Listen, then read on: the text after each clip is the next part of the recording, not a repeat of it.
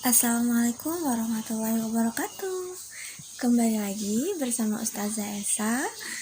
Hari ini kita akan belajar mata pelajaran Al-Quran Hadis. Nah, ini untuk pertemuan yang kedua ya. Pertemuan yang pertama kita sudah membahas apa itu tentang arti Quran dan apa itu arti hadis. Nah, Quran artinya adalah membaca, berasal dari kata qara'a yaqra'u Quran yang artinya membaca. Nah, sedangkan hadis adalah apa yang disampaikan oleh Rasulullah sebagai pelengkap untuk menguatkan apa yang ada di dalam Al-Quran. Nah, sekarang kita akan membahas materi selanjutnya. Nah, sekarang yang akan kita bahas adalah fungsi Al-Quran dan hadis. Nah, apa sih fungsi-fungsi Al-Quran dan hadis? Yang pertama, fungsi Al-Quran adalah sebagai sumber ajaran atau hukum Islam. Nah, kalau di sebuah negara itu hukumnya adalah dasarnya adalah undang-undang dasar, sedangkan kalau umat Islam sumbernya atau pedomannya adalah Al-Quran. Yang kedua, sebagai petunjuk hidup manusia ke jalan yang harus ditempuh. Petunjuk hidup manusia untuk mencapai surga, menuju jalan yang lurus. Kemudian yang ketiga adalah sebagai informasi dan konfirmasi terhadap hal-hal yang tidak masuk di akal.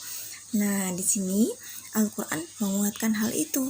Bahkan Al-Quran membahas hal-hal yang tidak masuk di akal jauh sebelum adanya ilmuwan-ilmuwan.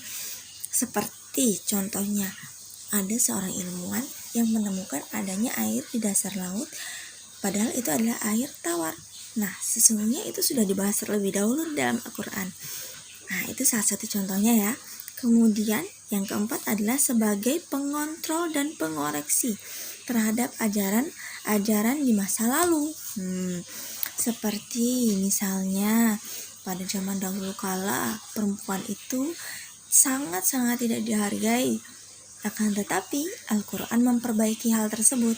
Perempuan dimuliakan, terutama seorang ibu mendapat 3 kali lebih tinggi derajatnya daripada seorang ayah. Nah, itu contohnya ya. Nah, selanjutnya kalian tahu nggak apa aja nama-nama Al-Quran? Ayo, coba yang tahu sebutkan apa saja nama-nama Al-Quran. Ada yang tahu nggak? Oke, akan Ustazah kasih tahu ya. Salah satunya Al-Furqan. Al-Quran disebut Al-Furqan, yaitu artinya adalah pembeda. Di sini Al-Quran berposisi sebagai pembeda antara yang baik dan juga yang buruk. Nah, yang kemudian An-Nur sebagai cahaya yang menerangi, yang membawa kita dari masa jahiliyah menuju masa yang terang benderang seperti pada saat ini. Kemudian Asy-Syifa sebagai penyembuh atau obat. Ada orang yang sakitnya tidak bisa diobati melalui medis misalnya, tapi bisa diobati melalui ruqyah. Nah, ini adalah salah satu contohnya ya. Kemudian ada juga Al-Huda dan juga Al-Hakim, ada juga Ar-Rahmah dan lain-lain. Nah, ibu mau kalian cari tahu 10 macam nama-nama Al-Quran ya. Oke, jangan lupa.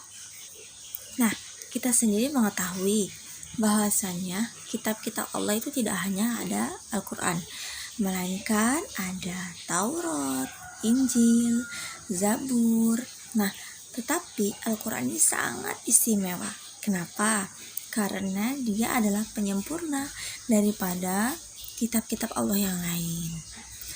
Di sini makanya Al-Quran adalah kitab yang paling terakhir yang diberikan Allah kepada umat manusia dari zaman dahulu kala hingga saat ini. Akan tetapi sampai saat ini Al-Quran tidaklah berubah sedikit pun. Karena apa? Allah sendirilah yang menjaganya. Nah, Al-Quran adalah sumber ilmu. Nah, kenapa Al-Quran adalah sumber ilmu? Pada zaman dahulu kala, pada zaman Rasulullah, ilmu-ilmu itu datangnya dari Al-Quran. Banyak sekali penelitian. Contohnya nih ya. Nah, pada zaman itu Rasulullah menceritakan bahwa ia terbang dari Madinah dari Masjidil Haram ke Masjidil Aqsa menggunakan kendaraan yang sering disebut dengan buruknya misalnya. Nah, situ orang-orang tidak percaya. Bagaimana mungkin? Nah, dalam waktu beberapa menit, dalam waktu semalam Rasulullah bisa pergi ke dua tempat yang berbeda tersebut.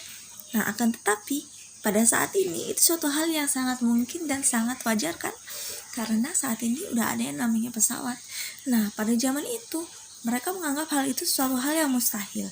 Tapi saat ini itu adalah suatu hal yang lumrah dan wajar. Nah, itu kenapa banyak sekali hal-hal yang tidak masuk akal pada zaman dahulu kala kemudian diteliti dan itu sudah ada semua di dalam Al-Quran. Kita ini patut sekali bersyukur karena kita adalah umat Islam yang penuh dengan ilmu.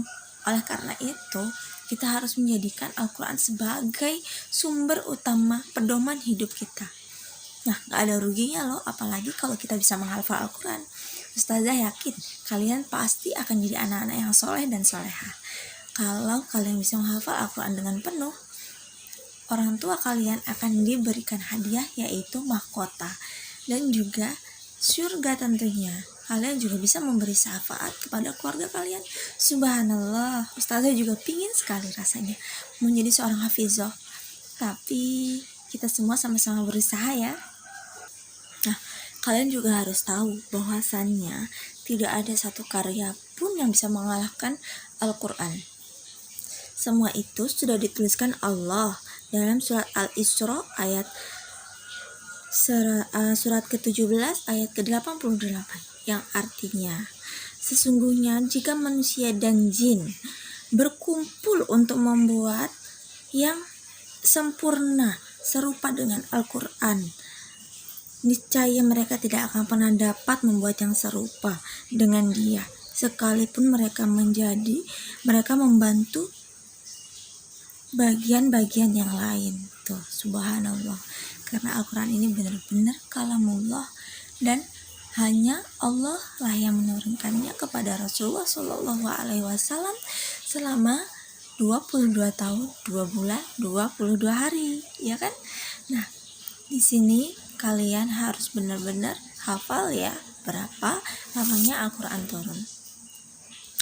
Bahkan di dalam Al-Quran juga kita sudah disebutkan bahwasannya tidaklah jin dan manusia itu diturunkan ke bumi hanya untuk beribadah.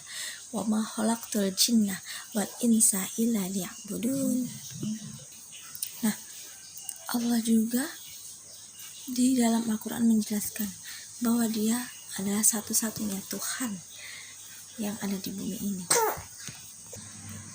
Nah, di dalam Al-Quran juga disebutkan bahwasannya Allah adalah Tuhan yang satu.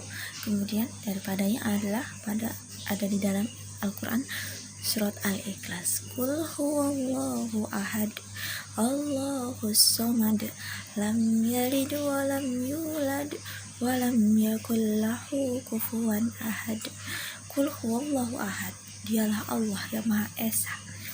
Allahus samad, tempat meminta segala sesuatu. Lam yalid wa lam yulad, tidak beranak dan tidak pula diperanakan. Walam yakul lahu kufuwan ahad, dan tidak ada sesuatu yang setara dengannya. Nah, di sini kita tahu ya bahwasanya banyak sekali hal-hal yang dapat ada di dalam Al-Quran. Semuanya sudah lengkap dan kemudian diperkuat juga dengan hadis. Nah, demikian materi pembelajaran kita hari ini tentang fungsi Al-Quran, nama-nama Al-Quran. Nah, Ibu minta kalian bisa memahami apa yang telah Ibu sampaikan. Semoga kita semua selalu dalam ridha Allah Subhanahu wa Ta'ala. Ibu akhiri, wabillahi taufiq wal hidayah. Wassalamualaikum warahmatullahi wabarakatuh.